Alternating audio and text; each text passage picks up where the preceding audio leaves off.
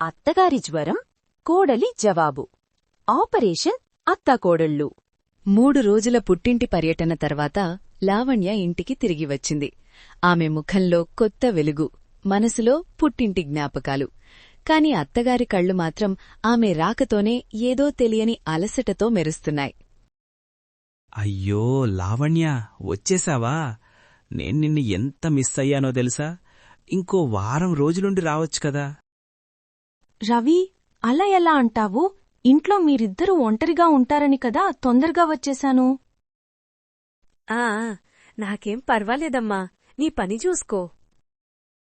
అమ్మా, ఏమైంది? మళ్ళీ గొంతులో ఏదో అడ్డపడినట్టుంది. నీకేమైనా తేడా వచ్చిందా? ఏమీ లేదత్తయ్యా, నేను వస్తున్నానని సంతోషంతో అలా అన్నారు అంతే. అవునమ్మా, సంతోషంతోనే. కాని ఈ మధ్య నా గుండెలో ఏదో తెలియని బరువు వయసుమీద పడుతోందేమో. అమ్మా, నువ్వలా అనద్దు. నేన్నీకు సాయంత్రం వేడిపాలు, పసుపు వేసి ఇస్తాను. అన్నీ తగ్గిపోతాయి. తొందరపడకు రవి, అత్తయ్యకు రెస్ట్ అవసరం. మీరిప్పుడే వచ్చి అలా కూర్చోండత్తయ్యా. నాకు రెస్టెక్కడుందమ్మా? నీకు అత్తగారంటే ఎంత ప్రేమో. అత్తయ్యా, నాకు మీరంటే ఎంత ప్రేమో మీకు తెలియదా? త్వరలోనే నేను మళ్ళీ పుట్టింటికి 1 వారం వెళ్ళాలి అనుకుంటున్నాను. అప్పుడు మీకింకా ఎక్కువ రెస్ట్ దొరుకుతుంది. 1 వారం అంటున్నావా? నాకెందుకో ఈ మాట వినగానే కళ్లల్లో వెలుగుమాయమైనట్టు అనిపిస్తుంది. ఏంటమ్మా మళ్ళీ ఆ మాటెందుకు? లావణ్య, నువ్వు ఇంకో 2 నెలల వరకు పుట్టింటికి వెళ్లడం కుదరదు. రవి, ఏంటిది? ఇప్పుడే కదా వచ్చాను. మళ్ళీ ఇప్పుడే వెళ్లాలని లేదు. కాని ప్లాన్ చేసుకోవడం తప్పేం కాడు కదా. నా ఆరోగ్యం సరిగ్గా లేకపోతే ఎలాగమ్మా? పెద్ద వయసులో ఓపిక ఉండాలి కదా. అమ్మా, నువ్వు ఎందుకంతలా ఆలోచిస్తున్నావు? నువ్వు నాకు ముఖ్యం. సరే అత్తయ్య, మీరు విశ్రాంతి తీసుకోండి. నేను మీకు నచ్చిన పానీయం తయారు చేస్తాను. నాకు తేనీరు కావాలి, కాని దాంట్లో అల్లం బాగా వేసివ్వమ్మా. నా గొంతు సరిగా లేదు. ఖచ్చితంగా అత్తయ్య, మీరు చెప్పినట్టే చేస్తాను.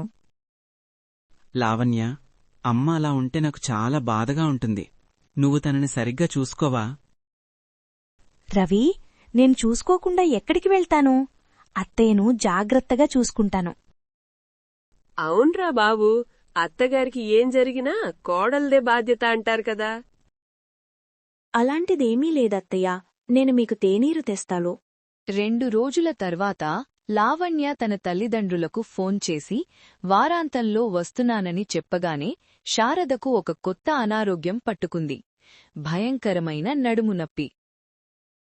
అమ్మా, ప్రకాష్, నాన్నకు చెప్పు, ఈ వారాంతంలో నేను ఖచ్చితంగా వస్తానని. అయ్యో, అమ్మో, నా నడుము ప్రాణం పోతోంది. అయ్యో అమ్మా, మళ్ళీ ఏం జరిగింది? ఇప్పుడేమొచ్చింది? నడుంరా బాబూ, నిలబడాలంటేనే ప్రాణం పోతోంది. అత్తయ్య, ఏమైంది? ఒక్క నిమిషం ఉండండి. లావణ్య అమ్మకు ఏమైందో చూడు. తన నడుము పట్టుకుంది. నువ్వు జాగ్రత్తగా చూసుకోవాలి. అత్తయ్య, ఎప్పుడు మొదలైంది ఈ నొక్కి? ఇప్పుడేనమ్మా నువ్వు ఫోన్లో ఎవరితోనో మాట్లాడటం వినగానే నా నడుం లాగేసింది. అంత కర్మ. కర్మ ఎందుకమ్మా, నేనున్నానుగా. లావణ్య, అమ్మ నడుము నొప్పికి మనమేం చేద్దాం? అత్తయ్యా, మీరెప్పుడూ ఇలాగే అంటుంటారు. ప్రతిసారి ఇదే కథ. కథ కాదమ్మా, నిజం. నాకొంట్లో బాలాడు. లావణ్య, అమ్మ అలా అంటుంటే నువ్వలా మాట్లాడొద్దు. నాకొక అద్భుతమైన ఐడియా ఉంది. ఏంటి రవి, మళ్ళీ మీ కొత్త వైద్యమా? అవును, మా తాతయ్యగారు చెప్పిన ఒక ప్రత్యేకమైన నూనె ఉంది. అది నడుముకు రాసి గుమ్మడికాయతో మసాజ్ చేస్తే మాయమైపోతుంది నొప్పి. గుమ్మడికాయతోనా? అదెలాగా రవి? రవి, పిచ్చి పిచ్చిగా ఆలోచించకు. అత్తయ్యకు నొప్పి ఎక్కువగా ఉంది. డాక్టర్ దగ్గరకు వెళ్దామా? అమ్మో, డాక్టరా? డాక్టర్లు మందులు రాస్తారు. నా గుమ్మడికాయ మసాజు ప్రకృతి సిద్ధమైనది. నాకు భయంగా ఉందిరా రవి. ఈ వయసులో ఈ నడుము నొప్పి చాలా కష్టం. అమ్మా, నువ్వస్సలు భయపడొద్దు. నేన్నీకు గుమ్మడికాయ మసాజ్ చేస్తాను. లావణ్య, నువ్వెళ్ళి పెద్ద గుమ్మడికాయ తీసుకురా. మంచి పసుపు రంగులో ఉండాలి. గుమ్మడికాయతో నడుము నొప్పా? ఎప్పుడూ వినలేదు. రవి, ఆ ఆలోచన వద్దు. నాకు నమ్మకంగా లేదమ్మా. ఆ నొప్పి తగ్గాలి అంతే. లావణ్య, అమ్మకు నువ్వు సహాయం చెయ్యట్లేదు. నువ్వు గుమ్మడికాయ తేవాలి. సరే రవి, మీరు మరీ అంతగా అంటున్నారు కాబట్టి చూద్దాం. కాని తగ్గకపోతే మాత్రం డాక్టర్ దగ్గరకు వెళ్లాల్సిందే. సరేనమ్మా, నీ ఇష్టం. ఈ నొప్పి ఎంతకాలం ఉంటుందో ఏమో. అమ్మా, నేను గుమ్మడికాయ మసాజ్ చేస్తే అస్సలు నొప్పి ఉండదు. నువ్వు నన్ను నమ్ము. సరే అత్తయ్య, మీరు ఇక్కడ కూర్చోండి. నేను గుమ్మడికాయ చూస్తాను. లావణ్య మళ్లీ పుట్టింటికి వెళ్లే ప్లాన్ చేస్తున్నప్పుడు శారదకు ఈసారి జ్ఞాపకశక్తి మాయమైంది.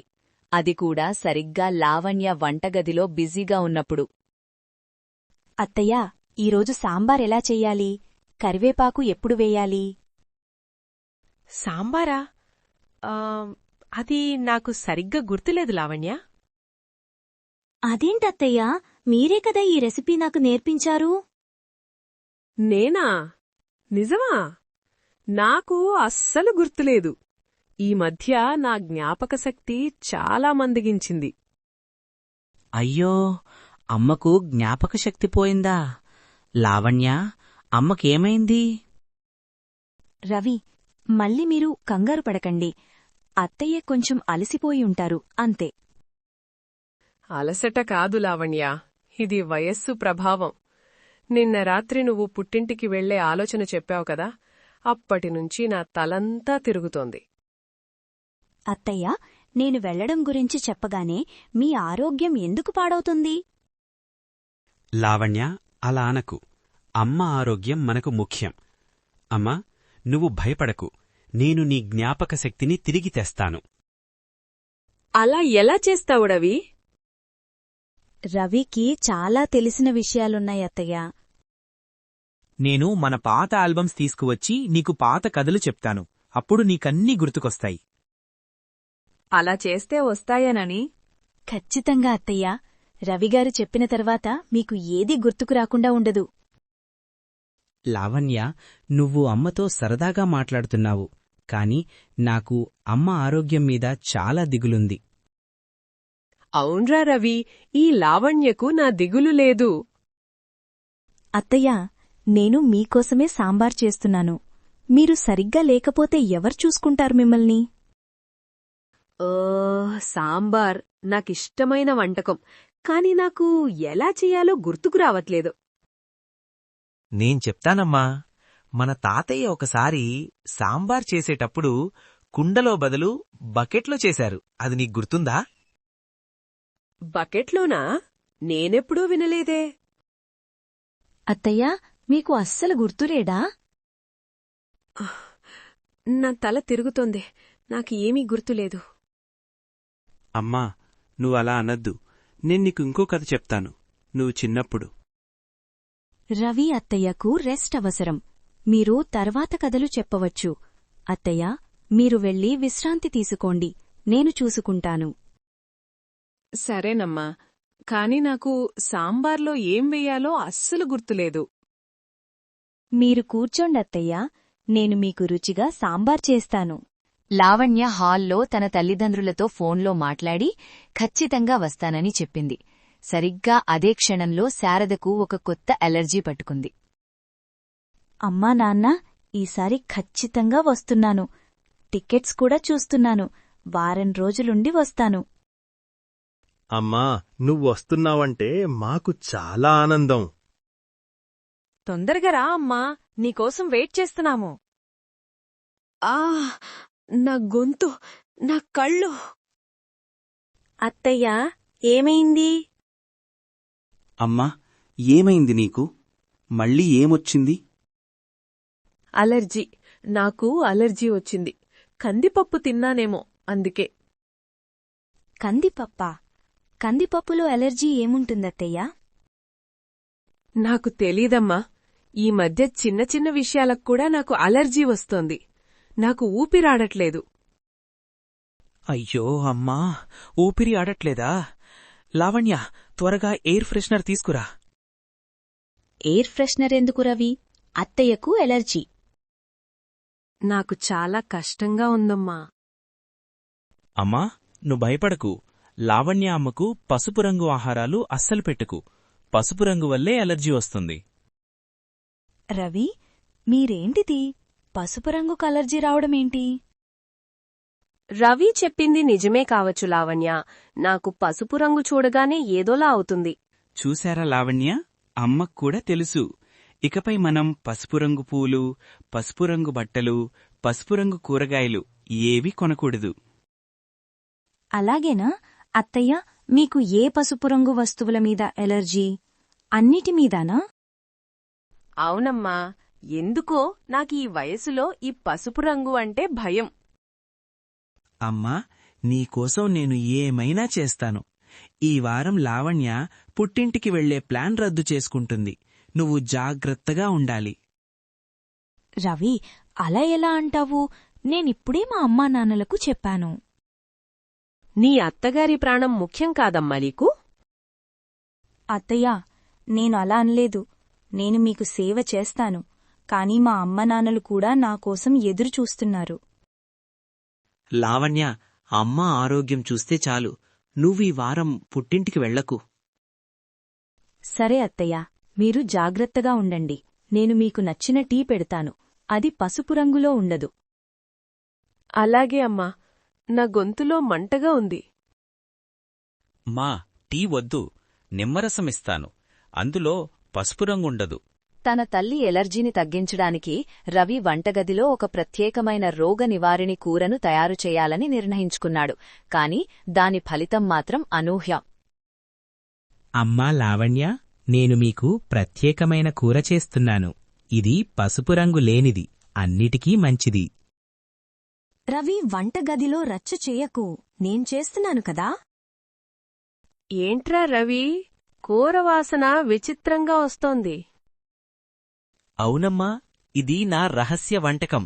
ఇందులో నేను గోంగూర, సొరకాయ, బెండకాయ కలిపివేశాను. ఇవి ఎలర్జీని తగ్గిస్తాయి. రవి, ఇది కూర, నువ్వేంటిది? అయ్యో రామచంద్ర, ఇది ఏంట్రా బాబూ? అమ్మా, ఇది ఆరోగ్యానికి చాలా మంచిది. అలర్జీని తగ్గించే కూర. లావణ్య, నీకు తెలియదు. రవి, నువ్వు అన్నింటినీ కలిపి ఒక కుండలో వేసి ఉడికించావు. ఇది ఎలా తినగలం? ఇది చూస్తుంటేనే నాకు మళ్ళూ కడుపులో నొప్పొస్తున్నట్టుంది. అమ్మా, అలా అనొద్దు. ఇది చాలా రుచిగా ఉంటుంది. రవి, ఇది మొత్తం పాడైపోయింది. ఇప్పుడు డిన్నర్ ఎలా? అవునత్తయ్యా, రవిగారు చాలా కష్టపడ్డారు. కాని ఇది కొంచెం విచిత్రంగా ఉంది. ఏంటి మీరు నా వంటకాన్ని ఎగతాళి చేస్తున్నారా? ఎగతాళి కాదమ్మా రవి, ఇది ప్రత్యేకమైనది. అత్తయ్య చెప్పింది నిజమే. ఇది చాలా ప్రత్యేకమైన కూర. అయితే తినండి. అమ్మా, నువ్వు మొదట తిను. నీ ఆరోగ్యం బాగుంటుంది. నాకు కొంచెం భయంగా ఉంది రవి, ఇది చూస్తుంటే. అత్తయ్యా, మీరు విశ్రాంతి తీసుకోండి. నేను రవికి సాయం చేస్తాను.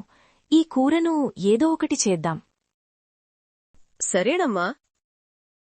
అమ్మా, నువ్వెళ్ళి కూర్చో. లావణ్య, నువ్వు నా సృష్టిని గౌరవించాలి. ఖచ్చితంగా రవి, నేను దీన్ని ఏదో ఒకటి చేస్తాను. మీ సృష్టిని నేను పాడవనివ్వను. ఇప్పుడేం చేద్దామట్టయ్యా? నాకు తెలిసినంతవరకు పడేయడమే మంచిది, కాని రవికి తెలియకూడదు.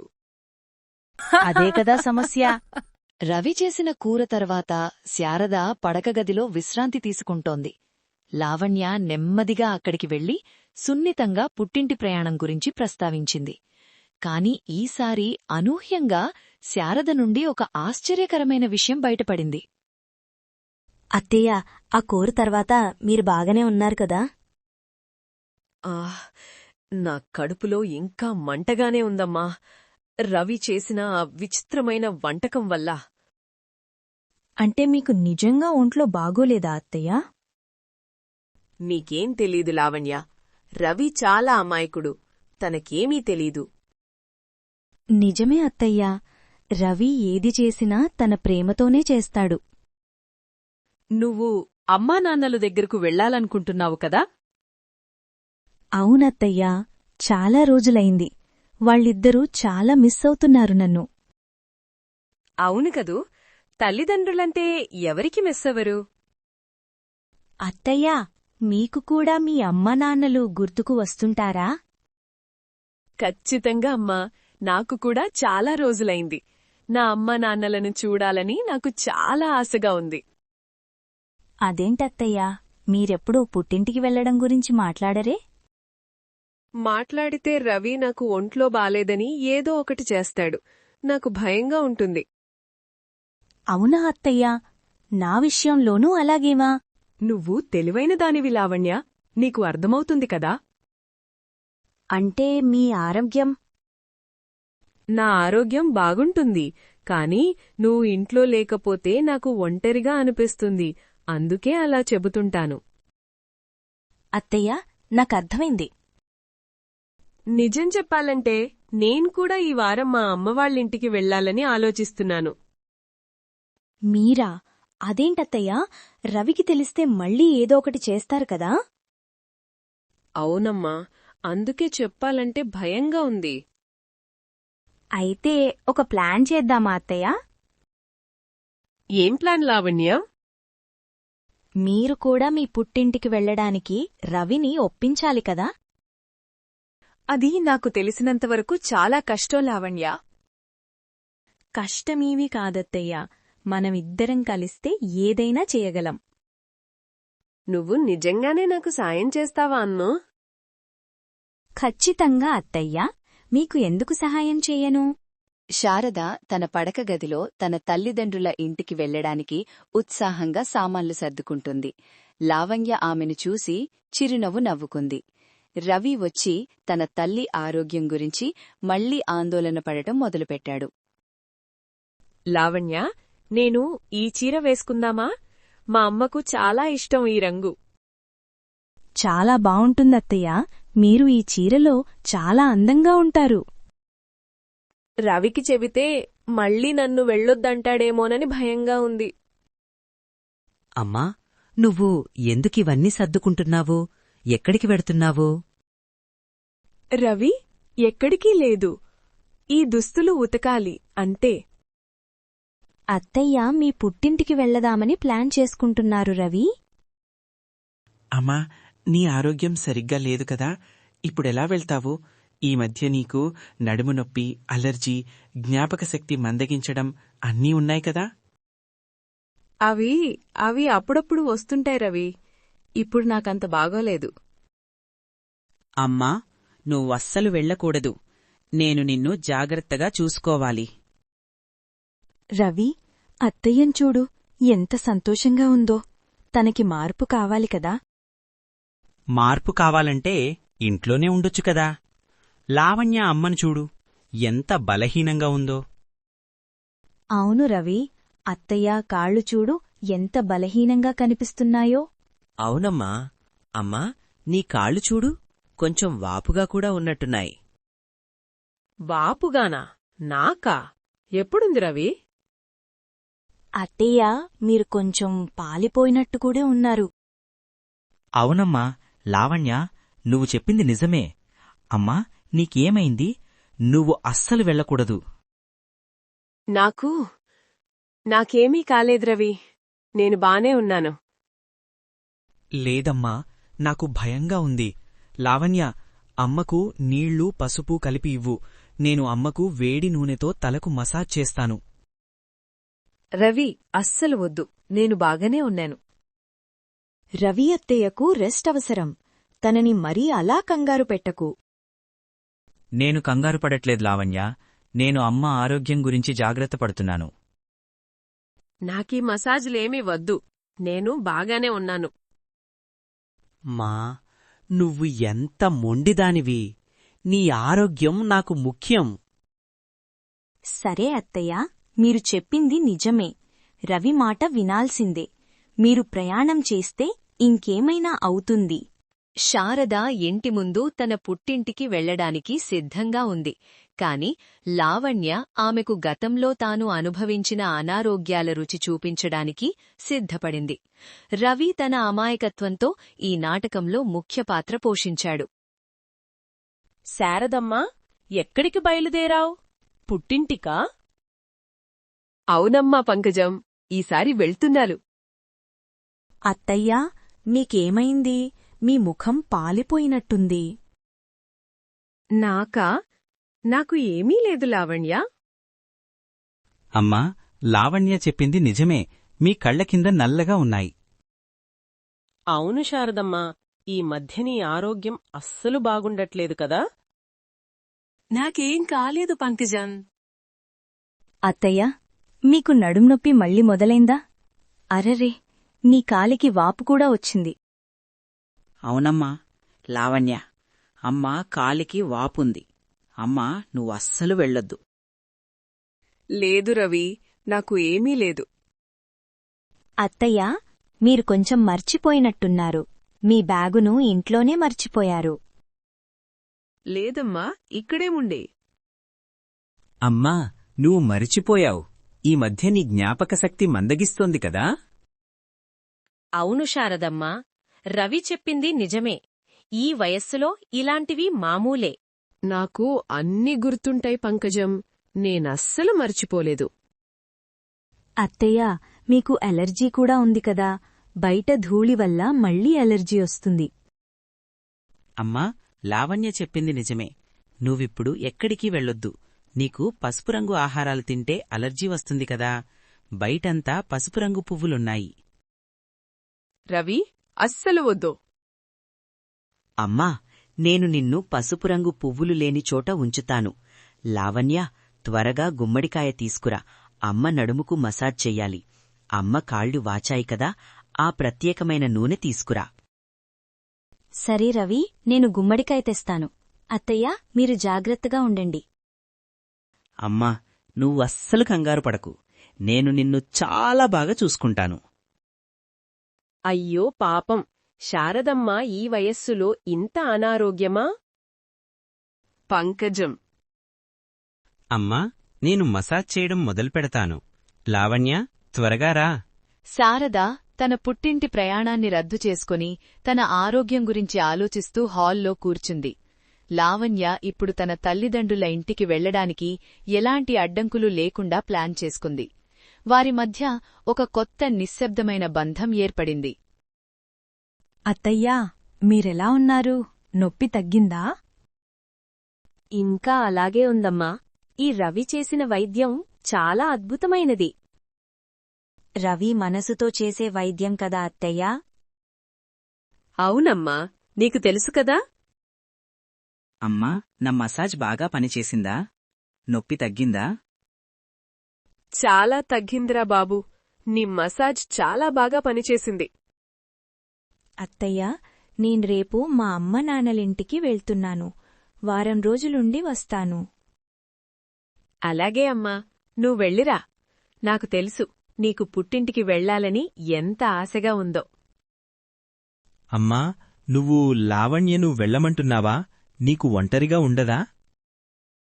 నాకిప్పుడంత భయం లేదు రవి, నేను బాగానే ఉన్నాను. అత్తయ్యా, మీకేమైనా కావాలంటే ఫోన్ చేయండి. జాగ్రత్తగా ఉండండి. నువ్వు కూడా జాగ్రత్తగా వెళ్ళిరా అమ్మా. మీ అమ్మా నాన్నలకు నా నమస్కారాలు చెప్పు. లావణ్య, నువ్వెళ్లేటప్పుడు అమ్మను బాగా చూసుకోమని చెప్పు. తనకింకా నొప్పి తగ్గలేదేమో. ఖచ్చితంగా రవి, నేను అత్తయ్యను చూసుకోమని చెబుతాను. లావణ్య పుట్టింటికా? శారదమ్మ ఆరోగ్యమెలాగమ్మా? శారదత్తయ్య ఆరోగ్యం ఇప్పుడు చాలా మెరుగుపడింది పంకజం అత్తయ్య. మీరు కంగారు పడకండి. అవునమ్మా, నేనిప్పుడు బాగానే ఉన్నాను. అత్తయ్య, అయితే నేను వెళ్ళొస్తాను. జాగ్రత్త అమ్మా. అమ్మా, నీకు నిజంగా నొప్పి లేదా? నేను మళ్ళీ ఒకసారి మసాజ్ చేయమంటావా? వద్దు రవి, వద్దు. నాకస్సలు నొప్పి లేదు. నువ్వలా కూర్చో. లావణ్య సంతోషంగా ఇంటి నుండి బయలుదేరింది. శారద ఆమెను సాగనంపుతూ ఆమె పెదవుల మీద ఒక చిన్న చిరునవ్వు మెరిసింది. వారి మధ్య ఏర్పడిన కొత్త బంధం, రవి అమాయకత్వం ఈ ఇంట్లో కొత్త శకానికి నాంది పలికాయి.